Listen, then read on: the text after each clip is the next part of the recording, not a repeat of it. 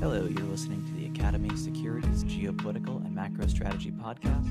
I'm your host, Nick Carpenito. This episode was recorded on March 5th, 2026.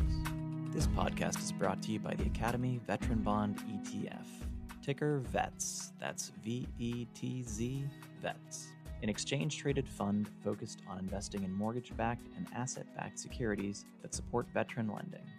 To learn more, please visit academyetfs.com or contact your financial advisor. The Academy Veteran Bond ETF is managed by Academy Asset Management, the asset management affiliate of Academy Securities. Academy Securities is a registered broker-dealer. Brett Lowry is the moderator for this episode and will now be introducing the panel and leading the discussion. Welcome to our latest Academy Securities Geopolitical Macro Strategy Podcast. I'm your moderator, Brett Lowry, head of special situations here at Academy Securities. Today, I'm joined by General Spider Marks from our Geopolitical Intelligence Group and Peter Chur, head of macro strategy here at Academy Securities as well. On this podcast, we'll cover the war with Iran and what comes next following the launch of Operation Epic Fury on Saturday morning. Following the strike on key regime leaders, the U.S. and Israeli forces have inflicted significant damage on Iran's Navy, air defenses, and ballistic missile launchers and infrastructure. To set the table, I will now turn over to General Spider Marks, our head of geopolitical strategy, to set the table and kick off the discussion on the war with Iran, including how the operation has gone, our objectives, and where we go from here. So I'll pass it over to you. Brett, thanks very much. Great to be with you and Peter, as always, and great opportunity, certainly, with what we're seeing in terms of Operation Epic Fury. Hey, first of all, I need to tell you, there certainly is some symmetry to what we're seeing right now. Operation Desert Storm, the ground campaign 35 years ago, started on the 24th of February and ended on the 28th of February, 1991, right at about 100 hours. Well, we are a little over 100 hours in about the same time frame in Operation Epic Fury and the effort to affect change in Iran in a pretty significant way. Let me walk through a few things that I think are important. I'll just put these out in bullet format, and we can have a further discussion if necessary. First question is, why do we do this now? Let me kind of run through why I think we conducted this operation now. Number one, there was a great opportunity. There was an assembly of over 40 senior leaders, both cleric and IRGC, political leaders within the regime in Tehran. We knew that, and we took that opportunity. We had both our carrier strike forces, assembled forces were in place, and we struck. Was that the ideal time to begin this operation? I don't know what the planning figures look like, but when that opportunity presented itself, the preparation came into play and we executed. Second thing is, though, our weapon systems are absolutely phenomenal. Our planning is world-class. So the United States, in concert with the Israelis, could pull off an operation like this.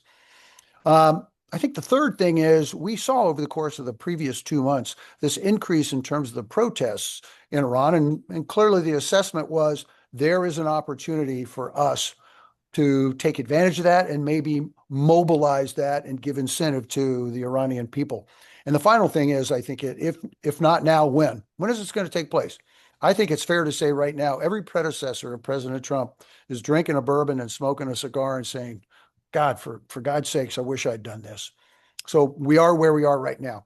Let me run through a few more bullets in terms of where I think we're going to be going forward. Number one, this operation will end in the next few days, maybe as early as next week. Combination of factors. Number one, I think there clearly is a huge political factor that the Trump administration must embrace. They do not want to see another unending war. Boots on the ground will not occur in any significant way. So the effects of this operation are being achieved. And in fact, I think it would be fair to say this administration could say our job is done at this point right now. We'll have to see how that plays out, but I think the horizon for this is approaching very quickly. Number two, the regime is going to look very much the same in Iran. We are not going to have a favorable regime. Right now, we're in a guardianship where the IRGC and the clerics are trying to figure out to march through their constitutional transition. But the outcome is going to look pretty much like it looked like a couple days ago. So is that going to be okay for the administration? Short answer is, yeah, it's going to have to be okay for the administration. So significant damage, weakened Iran, tepid in its ability to cause havoc, but the regime is going to look very much the same. I don't expect popular uprisings to occur, which is really number three in all of this. That just won't happen. And I think it's fair to say there will not be fractures in the elites. That's what would happen if there was sufficient motivation on the part of the population and there was weakness in the elites, which are MOIS, not going to happen, their intelligence service, Artesh, their conventional military, or IRGC, not likely. So we're going to have that apparatus of control that remains in place. Population is going to have very few opportunities to rise up and achieve change. The Kurds are probably going to come across the border from northern Iraq. That is what I would call an economy of force. It's not going to facilitate the flip of the regime, but the regime is going to have to pay attention to it. Straits of Hormuz are going to remain open. Look, Iran has no navy, has no air force. It has a very limited missile capability now since they've been attacking everybody in the region. Straits of Hormuz are going to remain open, and the United States Navy is going to ensure that. And we have to keep in mind, strategically, this is all about nukes and missiles that the Iranians have the ability to develop. It's a brutal, horrific, criminal regime, autocratic, punishing its people for 5 decades. That's unfortunate, but we're not going to fix that. What we will be able to do is focus in on their militarization of nukes and their missile capability. That's what we have to be prepared to continue to engage against, not regime change. Then finally, this could be a business opportunity, which is really, I would love Peter Scheer to describe what that might look like going forward. Thanks, Brett. No, thank you, Spider. Peter, I'll pass it to you for some of your perspective on the macro side. Yeah, I'm completely in agreement that we're looking for some sort of resolution in a matter of, days and weeks, not like weeks and months. And I kind of looking at it, I think it dovetails very nicely with what Spider said, is why everyone's looking for an off-ramp. So I think you look at Iran, if anything, it might be hurting them to try and reach out to peace because we have taken out so many of the top leadership. There is a leadership vacuum. Our assessment, I think, is at some point, some group within that will arise who says, we want to be in charge, but we also want to be alive a year or two from now and we'd like our families to live.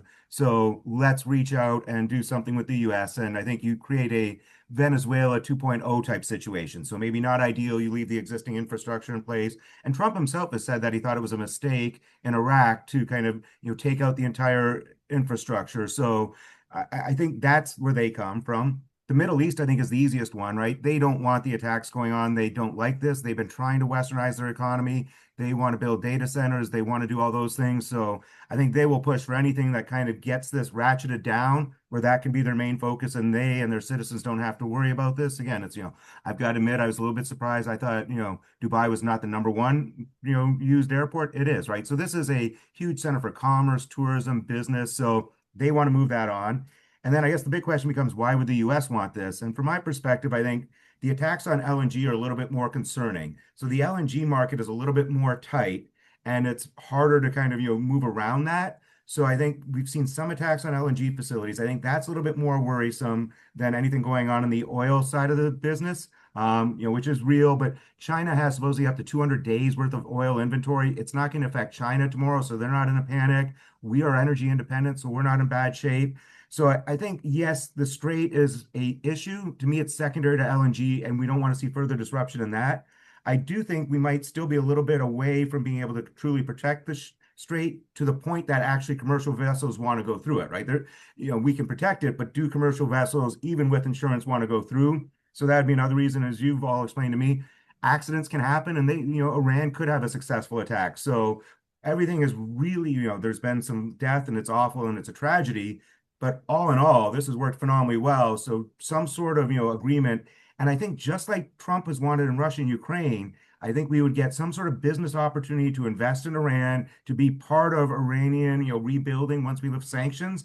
And the president does view that as an important step towards, longer term peace, right? He views that if our people are there, if they're on the ground, that will give the Iranian people time maybe to adapt. I would say the Iranian citizens probably aren't necessarily going to be exactly happy with that outcome, but I don't know that they have a seat at the table, unfortunately. Israel may not be perfectly happy, but I think we've already done enough, and Israel can monitor and do a lot on their own. So I think they would wind up accepting that. So that's why I feel this is all headed to something. It's, as we talked about in Russia and Ukraine, neither side seems to want the off-ramp. Neither side seems to be desperate. And to me, it feels like all three sides here would be very encouraged to get on this off-ramp and claim either success or survival. And Oh, I thank you, think Peter. that's a very different take than a lot of the competitors or pundits are out there. So, Spider, myself, and Joe's actor yesterday were around talking to people, and I think everyone's kind of sucked into this. It's months and months, and I just don't think that makes sense. How about you there, Brett? Yeah, no, look, I think I would agree with all that. I mean, I think we're definitely going to enter a phase here where there is a chance that, with the U.S. potentially wanting an off-ramp here for any number of reasons, but one of the biggest ones being, look, we've accomplished significant destruction of Iran's military capabilities, their nuclear infrastructure.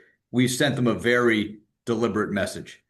Now, the next question is going to be, well, is that good enough for Israel? Is Israel basically sitting there saying, we've accomplished enough, we can step back? Now, look, the Israelis have not been as under attack anywhere close to the level that they absorbed back in June of last year, or even to the extent of, looking back into, April and October of the year before that. So they could basically say, look, we actually have a little more gas in the tank here to make sure that all of our targets are taken care of now. Because the goal would be a completely defanged Iran militarily. Those ballistic missiles are a real threat to us, especially in the numbers they were talking about building. If they were talking about building, they had 2,000 or 2,500 at the time of the most recent action. If they were under the strategy of trying to build 20,000 of these things, that would be a big problem for Israel, in addition to all the Gulf partners.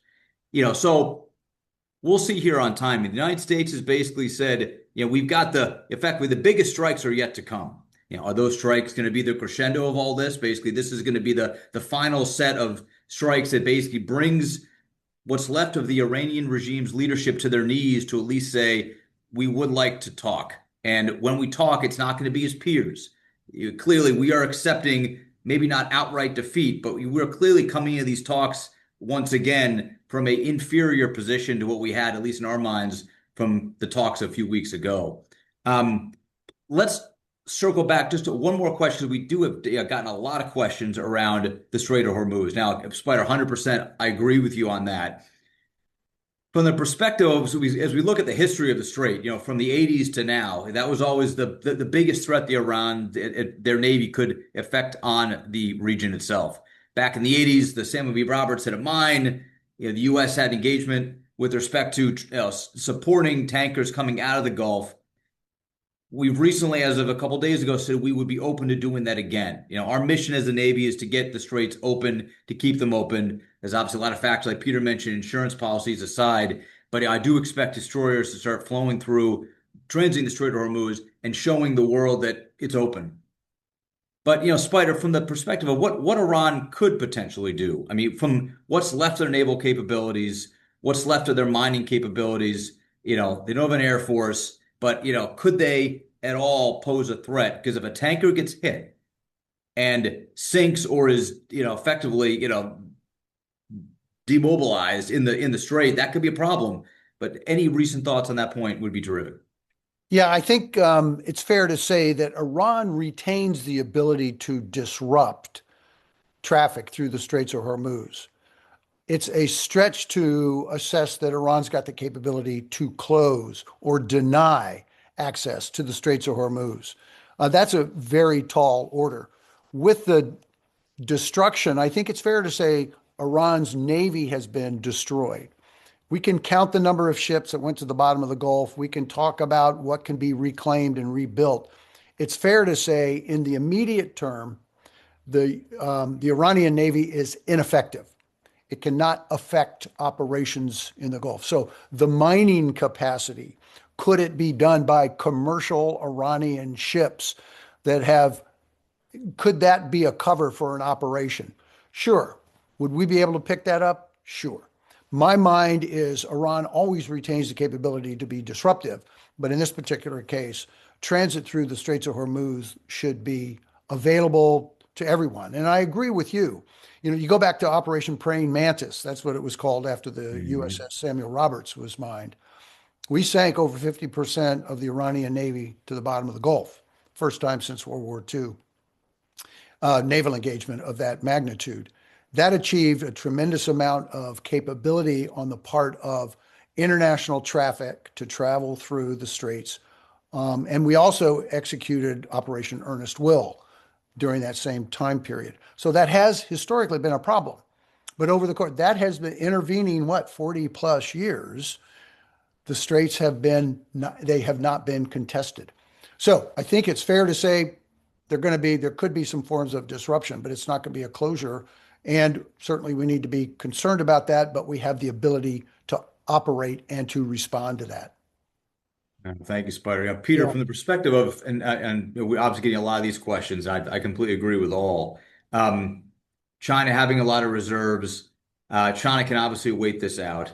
But at a certain point, China is clearly going to be making some phone calls to say, look, if this goes on, and they're not going to be the only ones, this goes on for potentially a couple of weeks, and we are still concerned, and we want to make sure that we have eliminated the threat of any Iranian, because we know how dangerous this is. I mean, one tanker goes down, we are in deep trouble.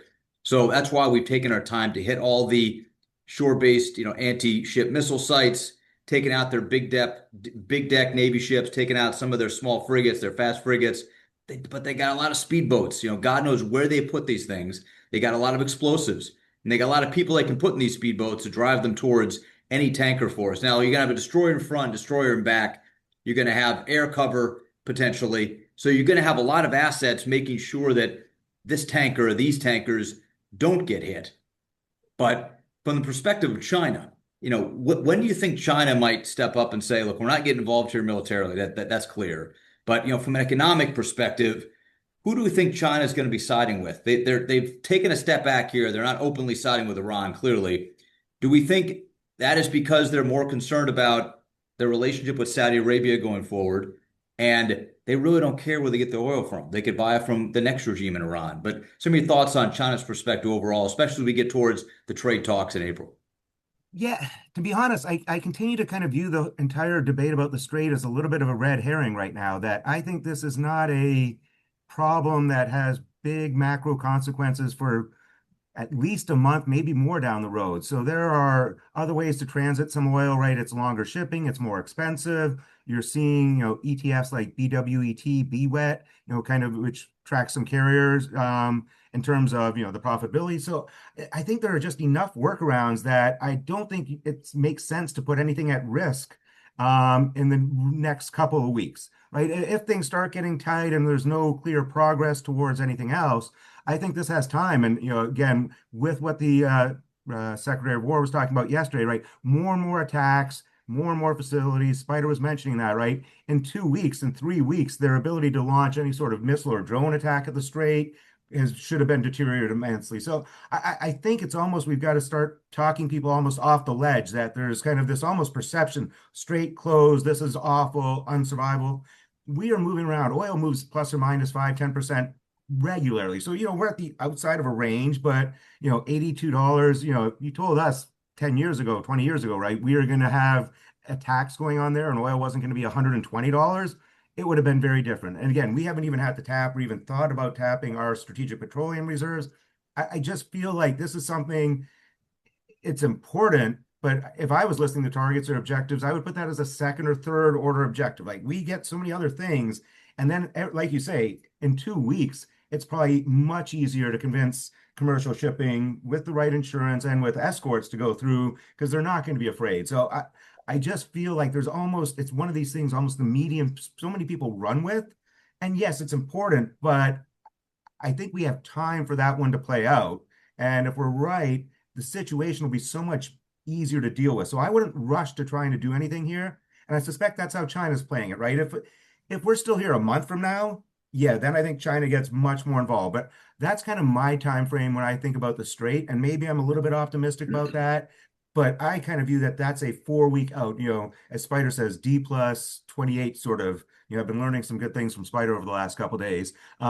So I don't think we need to panic about that today. And if anything, I think we actually increase our risk if we try and panic and try and prove that we can open it in transit when it's not like mission critical at this stage. Peter, I'm flattered. Thank you. Hey, I guess D plus 28 is the wrong month. We're past February, but hey. Yeah, that's true. Hey, Brett, one of the things that I think that the narrative that's going to dominate discussions moving forward is, if the regime, with high confidence, the regime is going to look very much the new regime is going to look very much like its predecessor, to include Khamenei's son being the new supreme leader, even though he does not enjoy a very popular or a very strong reputation, both within those elite circles and with the population within Iran. That's another story. But at the end of this, it's going to be, well, what did we achieve if we've got the same regime we had from before? I think it's fair to say that the desire for some type of a new leader to walk in, and we've heard that from this administration that is friendly or at least quasi-favorable to the United States and regional partners. I think it's fair to say that that's not going to occur, yet that will be the measure against which this operation will be evaluated, right?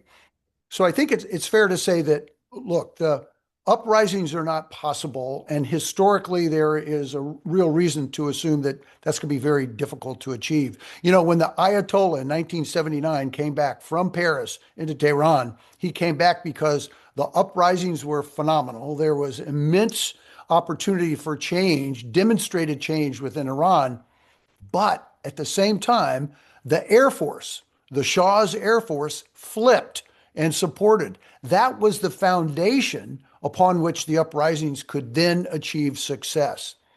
That hasn't happened yet. We have not seen that yet. That's the internal change that I think is absolutely necessary. If the IRGC or someone from the intelligence security services or somebody from the Artesh, some organization with a level of credibility begins to crack and sees that, as Peter described, there's a future outside of the extant organization, that's when you can see the momentum that a change in regime might look different. That's a longer horizon than the immediate. So there will be a lot of criticism in terms of how this operation was conducted and what the outcome was, even though it's quite phenomenal, executed amazingly well. And the fact there is a real possibility for change in Iran. We just have to be patient enough to view what that might look like. And over the course of time, we and the Israelis and others can continue to isolate Iran as necessary and potentially accelerate that crack in the elites, which is an absolute must in order for anything to change. Absolutely, sir. You know, question with respect to engagement with the Kurds. How effective do you think this will be? So there have been stories about, you know, the CIA going and arming the Kurds in Iraq to basically get them to move across the border into Iran to basically help with the, you know, acceleration of a removal of the regime. The big problem we have here is that the 90 million people in Iran, you know, there's tens of millions of people that likely don't believe the regime is doing good things for the country, but they don't have any weapons. You know, so what we saw in January was 30,000 people potentially slaughtered by the regime. You know, they're defenseless. I mean, they're completely defenseless because there's no Second Amendment, there's no First Amendment in Iran. So the answer is that you can't own a weapon. And why is that? Well, because the regime wants to be able to maintain control. So it is going to be a very hard task to arm the people of Iran, but we could arm the Kurds and potentially send them in. But that's an extremely complicated issue. We have a checkered past with respect to engagement with them. The last thing we want is for Iran to fracture and all of a sudden Western Iran breaks off into a separate country. This becomes Yugoslavia. This becomes Libya. You know, all the things come to mind where it's like, oh God, we're introducing another entity to this potential issue. We might think it's a good idea, but Spider, I'll get some of your thoughts and then we'll turn to Peter about, is this a good option? And, you know, how well should we be thinking about it?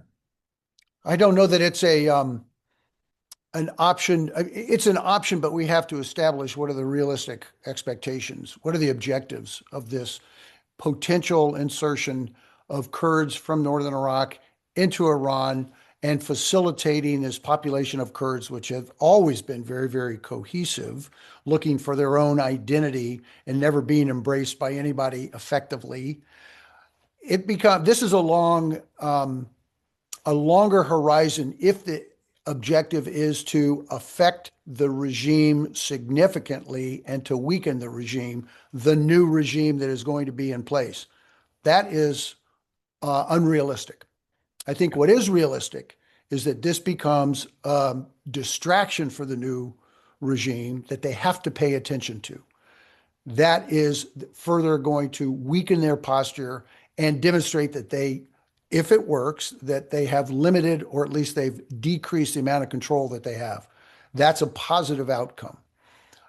it just detracts them from all the other challenges and chaos that they have moving forward in their position of trying to reestablish legitimacy. That's what, again, it's an economy of force mission. It needs to be addressed that way. There is little likelihood that this thing is going to be the accelerant for change. No, absolutely, sir. Very, very complicated aspects and unproven. But from a stabilization perspective, I think I would agree. It's clearly gotten the attention of the Iranian forces because they've been targeting some positions there to basically try and keep people back. That's the last thing they really want. It is taking their eye off the ball as they're looking at every other major city in the region to try and intimidate all those entities from effectively trying to get those entities to tell the United States to stop. But the question is, as we go around the Gulf nations, if this thing goes on for months, yeah, this is a big problem for all these Gulf nations. Big problem for us, big problem for everybody. Not going to go on for months, not even potentially for several weeks, but potentially, but unlikely, as we're going to see a potential opportunity for a cessation of hostilities if conditions have been appropriately met. But Peter, I'll pass it over to you just for an impact to the greater Gulf region, through all of this.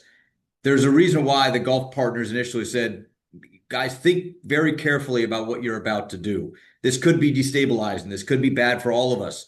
We don't like Iran, but we understand them and we can calibrate against whatever their capabilities are. And if periodic strikes come in for the United States and Israel every few years to roll their capabilities back so they're less of a threat to us, we can probably live with that. We don't like the regime, but we can live with them.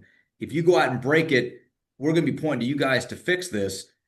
Do we see any longer-term implications for our Gulf partners in the region economically? And then we'll talk about Gaza and obviously the path forward there next as well. Yeah, I think right now it kind of feeds into this. They would like an off-ramp, right? They probably sustain a bit of damage, stuff that they can live with, given that it's been so effective in reducing the potential threat. I think it would be very helpful if the U.S. and maybe the Saudis and other countries have some ability to get very involved in the rebuilding of Iran's economic, as we lift sanctions. But they really do want to move on to the data centers. And if you go back, I'm kind of, we're talking about this the other day. 4 years ago, we had all sorts of clients wanting to do kind of deeper dives into Saudi and these places, not just for, chemical businesses, but for wealth management, all those things. And a little bit of that's kind of been on hold kind of while this whole, conflict, since October 7th. So I think it's really poised to do very well. And I do think one thing that's been impacting our markets is, treasury yields have been a bit higher. Partly we're going to have to spend a lot on defense to rebuild our supplies. But I think the Gulf region, those countries are going to build a little bit more. And one thing I should have mentioned too, when you were talking about China, and maybe this is a great point for you, two things that really struck me about China in the last couple of days. One, they just came out with their growth forecast. It's the lowest it's been in decades. And, maybe some of this production for security that we've been working on and trying to take back some of these critical industries domestically.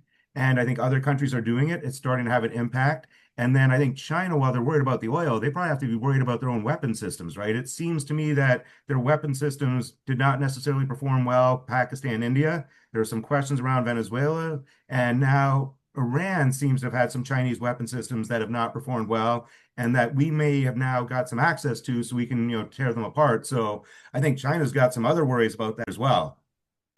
No, thank you. And it's an interesting point around the deployment of those capabilities. A lot goes into the equation of how prepared is the Chinese military, how effective could they be in any hard-pressed situation. But to Peter's point, Venezuela, they had some Russian systems there too that didn't work, and there are reasons why they didn't work. But as we look at the Indo-Pak conflict last year, the Indian-Pakistan conflict last year, the engagement in Venezuela earlier in January, and also in Iran, it's clear that the systems are not functioning as they should. So that is something for the leadership in China to think about. But shifting gears a little bit, as we look at why in a more broad base, other countries have not come to Iran's aid in any way, shape, or form. I'm sure there have been back channel calls. I'm sure there's been some intelligence sharing. But the answer is the Russian frigate that was doing naval exercises with the Iranians right before the nuclear talks began. Where is a Russian frigate now? that Russian frigate is long gone. I mean, it wants nothing to do with this, right? I mean, they clearly saw the might of the U.S. and the ability to sink the Iranian frigate off of Sri Lanka with a Mark 48. They want nothing to do with this. But the answer is why? I mean, they got clear support from the Iranians, which is going to stop. I mean, they might be building their own Shi drones in Russia with Iranian technology, but they're not getting a flow of medium-range ballistic missiles and Iranian drones from Iran ever again. That's done. And maybe that's just a foregone conclusion. And now the Russian and Chinese, leaders have to worry about what comes next in Cuba. I mean, these leaders are falling one after another. This is a problem for us, but there's not much we can do about it. But Spider, from the perspective of in the last couple of minutes we have, and we'll cover one or two quick ones as well. Why haven't the Russians come to the aid, not militarily, but with a more forceful, denouncement of the operations, than they have so far? Yeah, their response, both the Chinese and the Russians, their response has been muted, right? It's not clear that they are standing, linking arms in terms of supporting Iran. I think you touched on it, Brett, most articulately, which is there is silent political support. There is probably intelligence sharing as best there can be, but also it's the pre-existing relationship which will moderate any responses against Iran and its linkages to Iran and China. Those are pre-existing relationships that will be tested now, but will continue to withstand the pressures that Iran is undergoing right now. So I think it's not surprising. We should not find it as surprising that Russia has not done anything overtly, but has told the leadership in Iran, we're with you, go through your transition, just let us know who's in charge, we'll be there for you, but we're not going to pop our heads up while bullets are flying and why there's extreme hazard in terms of our pre-existing acknowledged relationship. Same with the Chinese. They're going to wait for this thing to settle, but they'll be there. They'll still be there. Gotcha. Thank you, Spider. Peter, I'll pass over to you as we wrap up, just for the couple of quick thoughts around the next few weeks ahead economically, what we have to look forward to with respect to the upcoming Trump-Xi summit. How many of these potential issues will be on the table? During that discussion, we obviously know Taiwan will be, but there's going to be plenty to talk about with respect to the U.S. Foreign engagements alone since January. We've definitely rang the bell in a lot of camps that it's going to be somewhat concerning to China from a variety of strategic angles. But what are you looking out for, over the next couple of weeks? Obviously, keeping in mind we still have an active conflict going on in the Middle East. Yeah, I think first thing still, Middle East front and center. And if anything happens to LNG or something, really escalates there, that would obviously derail everything. Away from that, kind of, again, I think we're seeing some, gains in terms of getting some production. I do like that we seem to be talking to some of our allies as allies and not, not just Israel, but we're talking again to other countries. Canada seems to be a little bit involved because our way to defeat China economically and really pull these things back is going to not just be U.S. alone. It's going to be U.S. with others. I think as you and Spider both pointed out too, right? We clearly have, or the U.S. clearly has allies, whereas, China, Russia, Iran may suit each other from time to time, but they're not really allies in any sort of a true sense of the word.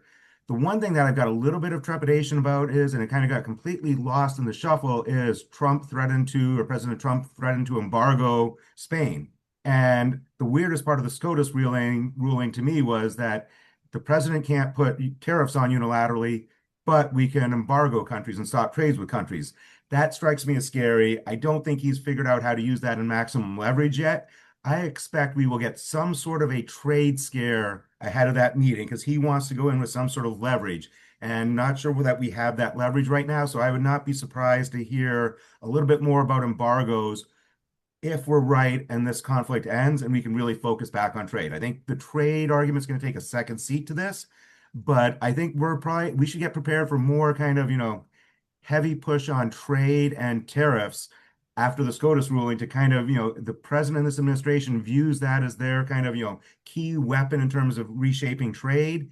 They like tariffs. I don't necessarily like them, but I think they do. So I think we should be aware that that's something that probably gets put back on the table. That to me is kind of a bigger threat to some of the market stuff. And then we'll probably turn back examining where we stand in private credit. That seems to be this issue. I think all of us are trying to figure out exactly where AI fits into this, how big the build out is, how bad it is for jobs, how good it is for jobs, how good it is for inflation. And that seems like it's flip-flopping day to day. Those are going to be the stories. I think a lot around that will, and the China relationship will be the most important, assuming we're right and this gets resolved in the Middle East. Brett, if I can jump in real quickly on the heels of what Peter just said, I absolutely agree the way Peter described it. We're at a point now that is groundbreaking. I mean, not trying to be flippant. This is unprecedented. We are now seeing changes in terms of what we've discussed, pre-war versus post-war. Spheres of influence are being challenged. Alliances and partnerships are being rewritten as a result of what we're seeing right now. And this will carry over for years to come, irrespective of our internal political decisions that are made. Gotcha. Thank you, Spider. And thank you, Peter. And thank you to all of our listeners as well. We will keep you posted with respect to the latest regarding the war with Iran via our sit reps around the world, our T reports, and obviously our podcasts and webinars, and of course our in-person engagement as well as virtual. So please keep us posted. Please reach out to your RMs with any questions whatsoever, and we're more than happy to engage. And thank you so much for your support, and we look forward to speaking with you again soon. Thank you, everyone, for your contributions to this conversation, and thank you to our listeners as well. Academy Securities is a service-disabled, veteran-owned investment bank with a social mission to hire, mentor, and train military veterans to develop careers in finance. If you would like to engage with our geopolitical intelligence group directly, then please email us at info@academysecurities.com. I've been your host, Nicholas Carpenito, and we look forward to sharing with you again soon.